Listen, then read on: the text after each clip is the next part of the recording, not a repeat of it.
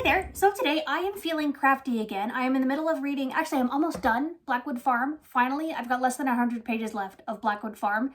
That's your reading update for the moment, but I'm feeling crafty again. So I wanted to make a bookmark. Hi. That's the new mic, that's not a bug. Anyway, hi, I'm sorry the cats are interrupting, so I've had to film this a couple of times now. You might hear scratching, she's also scratching now at a scratching post. I live with cats, you're gonna see them now and then. But today, I wanted to make a bookmark. I just wanted to make a bookmark again, and I have made bookmarks before. I found a style of bookmarks that I like, where I'm literally just stitching quotes onto bits of canvas. It's a super simple, easy little craft if you're really into reading like I am, and you want to make bookmarks, but you don't really know what kind of design to do. Don't worry about the design, just pick a quote. There is one I did that I think is actually too small. It just says, "Go away, I'm reading." But it's weirdly too narrow. It's kind of a pain in the butt when you put it in the book and then you open the book again, but then you try to grab for the bookmark, but it's not wide enough and I keep missing it. So note to self, wider ones. But this was one of the first ones I've done. And this one is my absolute favorite at the moment. And it's actually not even from a book. It's from a Bloodborne video essay by Honeybat, I think. I'll find the video and I'll post it in the description, I guess. But along with making a new bookmark entirely, I wanted to actually add at least the title and her username at the bottom of this one, because I didn't do that. I don't know why I didn't do that. I made, on the Frankenstein one, I made a Frankenstein one. I put Mary Shelley Frankenstein on it. The Go Away I'm Reading was just me. So, and the Lestat one is going to have the Vampire Lestat and Rice. So obviously, I want to credit the person, so I'm going to fix that in the Bloodborne one. That's backwards. But the one that I want to make today is from the Vampire Lestat by Anne Rice, because it's one of my favorite books, he's one of my favorite characters. And I just haven't made one of his yet. Also, the quote I'm gonna do, I wrote it down. I'm gonna have to read it. "Oh, Lestat, you deserve everything that's ever happened to you. You better not die. You might actually go to hell." I forget who says it, but I feel like it summarizes his audacity and his confidence and just the gravitas of everyone's flabbergastedness at this person. But also the irony of you might go to hell with, Memnoch the devil around the corner. So I like the irony of it. And the foreshadowing. Not that I think Anne Rice was foreshadowing books in advance. And I want to do something slightly different on this one with the border, because I also made this. There's another cat. They're both can be very confused and interested by all of the little things everywhere, getting in the way, always. Anyway, in regards to the border, I also made this, just a little ace flag, because when I initially got back into cross-stitching a couple of years ago, I couldn't settle on a pattern, and I just wanted to do something simple and blocky. So, flags are super simple and blocky, and I kind of kept it small just to see where my patience would lie. But for the border, I finished the crosses on each corner, but then I didn't finish the crosses going around it, and I think it makes a nice, movement around the piece. So I want to do that kind of movement around the border again, but in a nice deep red. So the font is going to be black. The canvas is white. I've already set that up. But yeah, that's the plan. We'll see how far we go, and let's just get cozy and start stabbing the canvas. Okay, I've got my setup. I have got my canvas, and we're doing more of a comfy couch setup because I don't want to do this on my desk the whole time. You're also going to see my pajamas. I never really knew I would actually enjoy cross-stitching as much as I do. Even with the cats walking everywhere, you gotta watch them in regards to, the strings that they cannot eat and the needles terrify me. I've never dropped one. I've never lost one. Hopefully that never happens, because these guys, will not be okay if it happens. But I never thought I would actually be into cross-stitching, funnily enough, until a few years ago, during peak TikTok time. Oh, this one's kind of tarnished. This needle is a little tarnished. It might be a little squeaky. That's all right. Where I came across a video, just scrolling through TikTok, of a guy showing off just this little piece that he had finished. This little Lion King. It was Simba. It was just a guy showing off a thing he had finished of the Lion King. And that unlocked just the treasure trove of memories of my childhood, of my grandmother, constantly sewing, constantly cross-stitching, constantly working on some kind of piece whenever my sister and I would go and sleep over. And I remember she would give us these tiny kits for kids to try out your first little cross-stitch pattern of cats and dinosaurs. And like, it was always fun. I always did it. It was always fine. It was a fine little craft. But I will admit, I was more of like a TV and a games kid at the time, so it wasn't crafty. I wasn't really into it. And it just kind of fell off the bandwagon. Until much later, I'm in my late 20s, because I've been doing this for a couple of years now.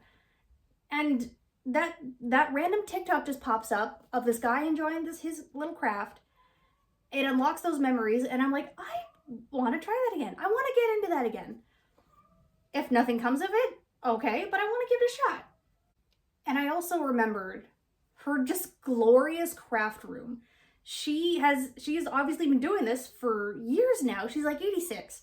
She's been doing this for years, and that original craft room that she had, it was so tiny, but you walk into it and there's 3 sewing machines, a giant table that takes up like 70% of the room, an ironing board that would tuck away somewhere and like vanish, and the back wall was just, it wasn't even a wall, it was just a curtain, floor to ceiling curtain, because that was her fabric stash and just more storage of stuff. Also with, knots in the back. Also with just curtains, or not curtains, cabinets full of more fabric and magazines. It looked chaotic. It looked like a chaotic mess, but she knew where everything was. And there was one wall of just dozens of scissors, and you don't use her fabric scissors on anything else other than fabric. Kids who were kind of crafty using paper a lot did kind of use her fabric scissors. I am sorry, Graham. We have our first word. Anyway, that craft room was absolutely amazing, and they did have to move only because they were getting elderly and they couldn't maintain that giant like backyard and the gardens back there and all the little outsheds and the craft room and just all of the house maintenance that it needed. Her and Papa couldn't maintain it anymore, so they moved more into like town closer to my dad. So they're in a good place. They're in a really good neighborhood. And my grandma hosts these like annual Christmas holiday crafting times with like the neighbors. It's adorable. She just decided to like make up her own little, crafting club. My grandma's great. She's also been knitting tiny little hats for like preemie babies just to like donate to the hospital, because she's just a saint. She's amazing. And when I mentioned to her that I might, get back into cross stitching again, she's like, great, hold on, take this. It looks chaotic, but it's 2 like binder rings surrounded by plastic bags, all organized by the DMC number and organized by color. By the DMC number, usually it kind of goes by color. Like the greens are kind of together, browns are kind of together. But this it looks insane. This isn't the only one. She's got more of these. This is only 300 colors of thousands. I'll admit I organize my threads a little differently, but I still go back to that thing constantly. And actually the font I like to use for these bookmarks, it's actually from an old book of, what is it? Treasury of Alphabets for Counted Cross Stitch. Of just this old book. You can't really see it that much, but it's just this old little book. It's tiny. She gave me just full of different fonts and different letters. I will also add, I'm doing like the vampire Lestat and Rice book quote, right? Well, my grandma does like to read. She reads a whole lot, but she's more the NCIS murder mystery kind of type of person. More fiction, but realistic fiction. She's not into vampires. She's not into supernatural. One of her favorite recent shows is The Queen's Gambit, but she's not into vampires. She's not into fantasy. She's really not into talking animals. That's kind of where she draws the line. If there's talking animals into it, she's out. Hello. You want to come cuddle? Oh, sorry. But while she's not into fantasy, she knows that I am, and she's never like deterred it. I don't really know what else to like rephrase it. She's never tried to like repress it. She's never tried to like deter it. Deserved, that's the word I'm on. She's very supportive. She's amazing. She bought Spirited Away from just like a bargain bin she found. A VHS, mind you. And it was the English version. Because I was like 8 or 9. And at the time I didn't even know that it was like Japanese, so we found the English version. Thought it was the original one. not a big deal. So I'm watching it for the first time, with her, and I'm in love. I'm in love. It's my first Ghibli movie. It's Spirited Away. It's the dragons, the monsters, the weird shadow people, the parents turning into pigs is terrifying when you're 8 years old. And she's sitting there, also kind of watching the whole thing with me. Not quite getting it. Hi.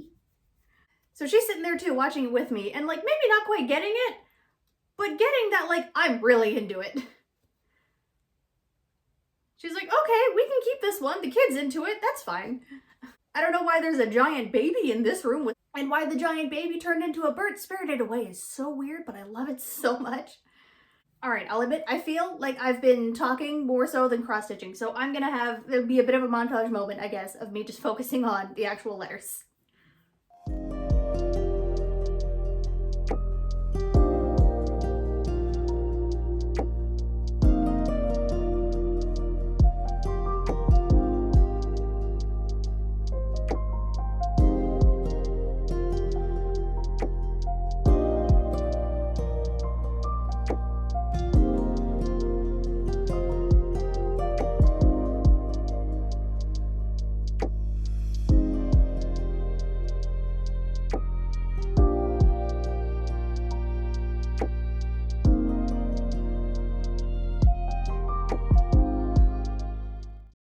Hey, so quick addition. I kind of misjudged how long the dialogue was going to be on the canvas.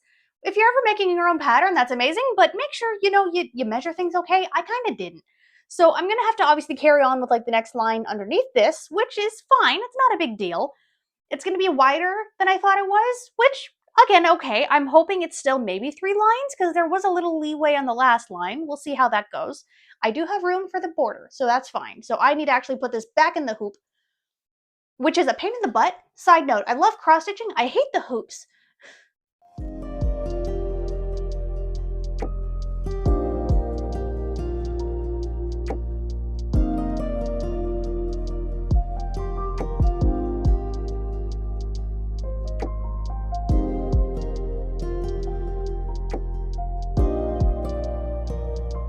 And we are done. It's finally done. It's a super simple little craft. It's literally just words on a canvas. I did mess up the corner where the bottom of the G touches the border, but we're not going to worry about that because I do love it, honestly. And I realized I know why it's so much bigger as well. I was comparing the letters to the other ones that I had made, and those ones were on a different type of the same kind of canvas, but the count was different. Because with Ada canvas, if you have Ada 22, as opposed to Ada 14, on the 22, your image is going to be smaller because there's more grid dots in 1 inch. But yeah, because I used a different size of canvas, obviously the bookmark was bigger. I'm definitely going to make more of these. I have another one lined up for the Hogfather, and I do want to make them smaller. This was nice. This is nice, but it's too big for a bookmark. I mean, it does the job obviously, but it's too big. I want to use smaller ones. So I'll get a different kind of canvas and I'll use the Hogfather quote for that one. But yeah, I'm going to sign off. I'll do little glamour shots with this and the other bookmarks that I've done as well. I do still need to make the little credit tag bit on the other Bloodborne one, so I'm going to go do that real quick. I will admit, just timing wise, this did take me a little longer than I thought. I thought it would just be a couple of hours. It's been 4 hours or so. So, and I'll admit I have a day job, so I could only work on this after work, obviously. But if you have a good afternoon weekend or any time after work, it's a nice little craft that you could bang out in 1 day. But yeah, I'm going to sign off. Feel free to like and subscribe and all of that stuff. And I will see you next week for an actual book review video. I finally finished Blackwood Farm. Actually, it's on the shelf back there. I did not have a great time, but I will explain why next week.